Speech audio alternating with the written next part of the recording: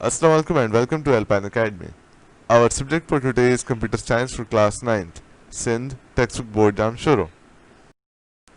The book that we'll be following is a textbook of Computer Science for Class 9th. This book has a total of 8 chapters, out of which we're on chapter 3 today and we'll be starting it. Chapter 3, Input-Output Devices. The topic is Input Devices. Input Devices. The purpose of input devices is to pass information to the memory unit of the CPU and convert characters into binary patterns, which can be held inside the computer memory. Input devices का काम ये होता है कि ये information memory में transmit करें या transfer करें और उसमें जो information के जो characters हैं उनको binary patterns से 1-0 में translate करके computer memory में store कर लें. Input devices are those devices which give instructions or information to the computer. ये ऐसी devices होती है जो कि कंप्यूटर को instructions या कोई काम करने के लिए बताती हैं. कीबोर्ड. कीबोर्ड सबसे ज़्यादा ज़रूरी और ज़्यादा इस्तेमाल की जाने वाली input devices में से एक है. In most computers, a keyboard is a primary text input device. ज़्यादातर कंप्यूटर्स में एक कीबोर्ड जो है वो टेक्स्ट इनपुट करने के लिए, कैरेक्टर्स इनपुट करने के लिए सबसे ज़्यादा इस्तेमाल की जाने वाली डिवाइस है. The keys on a keyboard provide input to the computer. Keyboard पे जो कीज होती हैं वो कंप्यूटर को सिग्नल्स भेजती है या इनपुट भेजती हैं. The keyboard has a standard arrangement called QWERTY. QWERTY एक ऐसी अरेंजमेंट है कीज की जो कि सबसे ज़्यादा इस्तेमाल की जाती है कीबोर्ड्स में. Hitting a key on the keyboard sends a signal to the micro processor. Keyboard पे आप जैसे की एंटर करते हैं तो ये एक की एंटर करने पे एक सिग्नल जाता है आपके सीपीयू या माइक्रो प्रोसेसर के पास. A standard computer includes about 100 keys. Each key sends a different signal to the computer. एक स्टैंडर्ड कंप्यूटर में कम से कम 100 कीज होती हैं और हर की एक अलग अलग सिग्नल्स भेजती है. Types of keypad on a keyboard. Keyboard के जो कीपैड्स होते हैं वो अलग अलग हिस्से कहलाते हैं एक कीबोर्ड के. उनमें से पहला जो हिस्सा है वो है alpha numeric keypad. The part of the keypad that looks like a typewriter and has all the alphabetic keys and above them the numeric keys. This portion also includes the special keys like backspace and enter. ये वो हिस्सा है आपके keyboard का सबसे बड़ा हिस्सा जो होता है जिसमें अल्फाबेट्स आपके आ जाते हैं और उसके ऊपर नंबर्स आ जाते हैं, उसको हम कहते हैं अल्फा न्यूमेरिक कीपैड. और इसके साथ साथ उसमें बैकस्पेस और एंटर भी शामिल है. Numeric keypad. The numeric keypad is on the right hand of the keyboard and only has keys for numbers. जो न्यूमेरिक कीपैड है वो कीपैड राइट हैंड पे होता है आपके कीबोर्ड के और उसमें सिर्फ नंबर्स के लिए कीज होती हैं. Function keys. These keys are usually arranged on top of the keyboard in a row with numbers on the F1 to F12. Each key has its own function depending on the program. ये keys keyboard के top पे arrange की जाती हैं और इन पे जो numbers हैं वो F1 से F12 तक होते हैं. हर की का अलग अलग फंक्शन होता है अपने प्रोग्राम के हिसाब से. उसके बाद आ जाते हैं स्क्रीन नेविगेशन कीज या कर्सर कीज. स्क्रीन नेविगेशन से आपको थोड़ा लग रहा होगा कि स्क्रीन से मुतालिक कोई चीज़ है ना, तो cursor control keys are used to move the cursor around screen. Screen पे कर्सर को मूव करने के लिए जो कीज इस्तेमाल होती हैं उनको हम कर्सर कीज या स्क्रीन नेविगेशन कीज कहते हैं. Most keyboards include the following cursor movement keys: arrow keys, home and and, page up and page down. ये सारी keys cursor movement keys count होती हैं. Modifier keys. These keys are used to modify the input of the other keys.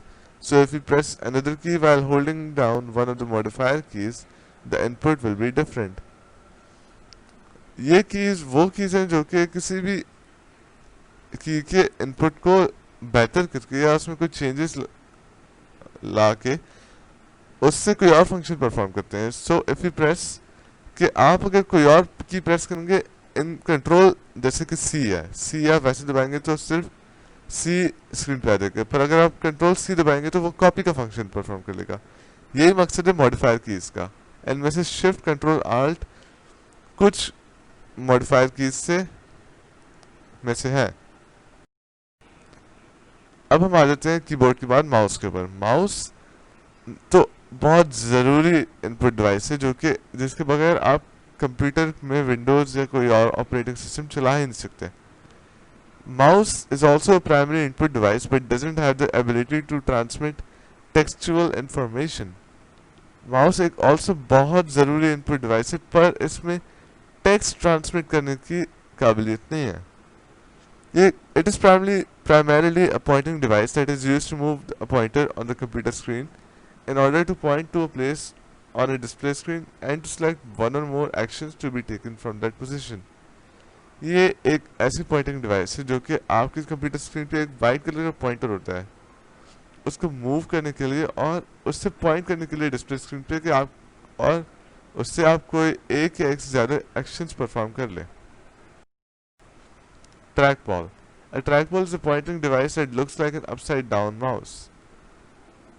आपने mouse के बारे में पढ़ लिया. अब हम आ जाते हैं ट्रैकबॉल के ऊपर जो कि एक माउस की तरह ही होता है पर ये उल्टा होता है माउस की निस्बत. ये भी एक पॉइंटिंग डिवाइस है और ये माउस की तरह ही फंक्शन करता है. The function of the trackball is same as the mouse but instead of rolling it over a flat surface you roll the ball with your palm or fingers in the direction you want the pointer to go. Trackball का function एक mouse की तरह ही होता है पर एक flat surface के ऊपर इसको मूव करने के बजाय आप इसको अपने हथेली या उंगलियों से उस डायरेक्शन चलाते हैं जहां पर आपको पॉइंटर को लेके जाना होता है. The advantage of trackball over a mouse is that the trackball is stationary so it doesn't require much space to work with. Trackball की एडवांटेज एक माउस के ऊपर ऐसे है कि ट्रैकबॉल एक जगह पे होता है और उसको ज़्यादा स्पेस नहीं चाहिए होता काम करने के लिए. A trackball can be placed on any type of surface.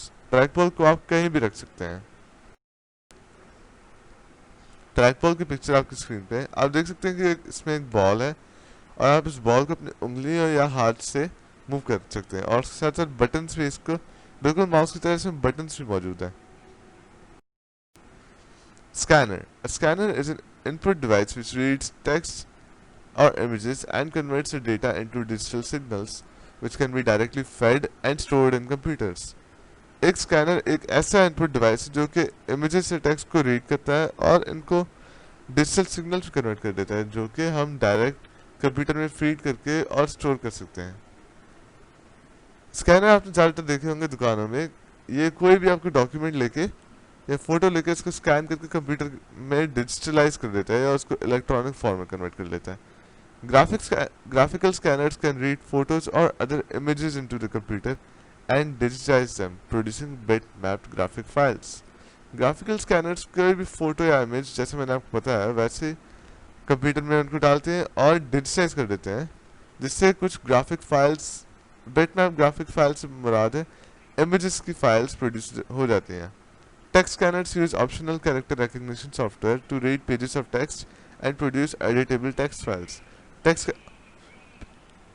scanners use optional character ऐसे कैरेक्टर OCR जिसे हम कहते हैं ऑप्टिकल कैरेक्टर रिकग्निशन सॉफ्टवेयर उसको इस्तेमाल करते करते पेजेस को रीड करते हैं और उनसे टेक्स्ट स्कैन कर लेते हैं. Types of scanners. Number 1 hand held scanner. ये एक ऐसे स्कैनर है जो कि आप हाथ में इसको उठा के और इमेज के ऊपर फेरते हैं. The scanner is held in the hand and passed across the image to be scanned. The picture is on a flat surface and the scanner is to be moved downward onto the picture to capture it. ये एक हाथ में लेके आप किसी picture के ऊपर रख के इसको स्कैन करते हैं और ऐसे ऐसे करके आप पूरी पिक्चर को स्कैन कर लेते हैं. Flatbed scanner. This scanner has a flat piece of glass. The document is put on it upside down to scan it. इस टाइप के स्कैनर आप ज़्यादातर मार्केट्स में आप यही देखेंगे या फोटोकॉपी की मशीन जो होती है उनमें भी यही होता है जिनके अंदर आपने देखा होगा ग्रीन कलर की लाइट भी होती है. तो डॉक्यूमेंट आप इसके ऊपर उल्टा रखते हैं और एक ग्रीन लाइट उसको स्कैन करती है तो उससे आपका जो डॉक्यूमेंट होता है स्कैन होके कंप्यूटर में चला जाता है. ये फ्लैट बेड स्कैनर का फंक्शन है. Sheet bed scanner. This scanner feeds each sheet of paper across a non moving scan head. इसमें वो ग्रीन लाइट अंदर ही लगी होती है और आप पेपर इसमें डालते हैं ताकि पेपर एक ड्रम के जरिए रोल होकर उससे आहिस्ते से गुजर के आ जाता है और पिक्चर साइड स्कैन हो जाती है. आप जो पिक्चर देख रहे हैं अभी, उनमें से पहली पिक्चर फ्लाइट बेड स्कैनर की, दूसरी है शीट फेड स्कैनर की, और तीसरी हैंड हेल्ड स्कैनर की है। Joystick. Joystick is a handheld stick like the joystick in an airplane, which is used as a pointing device. These are mostly used in computers for video games but are occasionally used for other applications like CAD or CAM. Joystick एक ऐसी handheld stick है जो कि आप एक airplane की joystick की तरह होती है, और इसको भी आप एक पॉइंटिंग डिवाइस के तौर पर इस्तेमाल कर सकते हैं। ये ज़्यादातर कंप्यूटर्स में गेम्स के लिए इस्तेमाल होती है, पर कैड और कैम नाम के एप्लीकेशंस में भी ये इस्तेमाल हो सकती है। जॉयस्टिक के बाद आ जाती है लाइट पेन। लाइट पेन एक माउस की तरह ही होती है, except that with a light pen you can move the pointer and select objects on the display screen by directly pointing to the objects with the pen. आप light pen से एक pointer को ऐसे move कर सकते हैं, बस आप किसी जगह पॉइंट करेंगे पेन से स्क्रीन पे और वो ऑब्जेक्ट सिलेक्ट हो जाएगा। ऐसे काम करता है ये। A light pen contains a photo detector or light source and that allows interaction with the computer with a specially designed monitor or display screen. एक लाइट पेन के अंदर एक स्पेशल फोटो डिटेक्टर होता है जो कि कंप्यूटर के साथ इंटरेक्शन सिर्फ एक स्पेशली डिजाइन एक स्पेशल मॉनिटर या डिस्प्ले के साथ अलाउ करता है। तो आप ये ना समझे कि आप एक लाइट पेन लेके आ जाए और आप अपने नॉर्मल मॉनिटर से कोई भी काम कर सकते हैं लाइट पेन का। उसके लिए स्पेशल स्क्रीन चाहिए होती है जो कि आपको ढूंढनी पड़ेगी।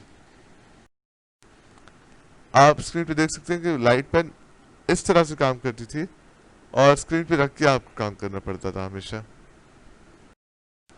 Microphones are becoming increasingly important input devices to record voice or speech. Microphones आजकल के ज़माने में बहुत ज़रूरी हैं, और ये ऐसी इनपुट डिवाइस जो कि आपकी आवाज़ को रिकॉर्ड करके सेव करती है या कहीं और ट्रांसमिट कर लेती है। तो आपके मोबाइल फोन्स, आपके जो स्काइप पे कॉल्स होते हैं, आपके लैपटॉप के माइक, सब यही माइक काउंट होते हैं, और आप खुद ही अंदाजा कर सकते हैं कि कितने ज़रूरी है हमारे लिए। Voice input is used often to make telephone calls through your computer and to make different presentations. ये जो आपको वॉइस इनपुट होता है वो आप कॉल्स करने के लिए बहुत इस्तेमाल कर सकते हैं, और ज़्यादातर प्रेजेंटेशन जैसे मैं आपको प्रेजेंट कर रहा हूँ अभी, इनके लिए भी इस्तेमाल कर सकते हैं। तो एक और चीज़ जो मैं आपको बताता चलूँ, एक और ख़ास सॉफ्टवेयर होता है जिसे हम कहते हैं वॉइस रिकग्निशन। तो ये काम वॉइस रिकग्निशन होता है कि आप जो भी बोलें वो माइक्रोफोन से सॉफ्टवेयर एनालाइज करे, उसको समझे, फिर उसको टेक्स्ट में कन्वर्ट कर ले। इसे हम कहते हैं वॉइस रिकग्निशन। ये सारी चीज़ें पॉसिबल माइक्रोफोन के ज़रिए ही हैं। ये अभी और डेवलप हो रहा है, और इसमें आर्टिफिशियल इंटेलिजेंस नाम की टेक्नोलॉजी का बहुत इस्तेमाल होने जा रहा है। आगे आप इसको बहुत देखेंगे। Microphones are highly useful in this digital age as we can communicate with anyone in the world with them. Digital camera. A digital camera is another handheld input device that takes pictures as an input. Scanner की तरह ये एक और ऐसी input device है जो कि pictures को इनपुट के तौर पर लेती है। Normal cameras capture pictures on special coated films. जो पुराने ज़माने के नॉर्मल कैमरास होते थे वो एक फिल्म पे अपने पिक्चर्स को स्टोर करते थे, जबकि digital cameras capture images electronically without the need of a film. The camera stores pictures in memory so the user can transfer them to the computer. Digital cameras इन्हीं images को electronically capture कर लेते हैं और इनमें film की कोई ज़रूरत नहीं होती। ये कैमरा पिक्चर्स को मेमोरी में स्टोर करते हैं ताकि यूजर को बआसानी ये कंप्यूटर में ट्रांसफर हो जाए। हमारा ये पहला पार्ट यहाँ पर ख़त्म होता है। अगले पार्ट में हम आउटपुट डिवाइसेस पे फोकस करेंगे, तो आप प्लीज़ हमें ज्वाइन कीजिएगा और कंटिन्यू कीजिएगा। शुक्रिया।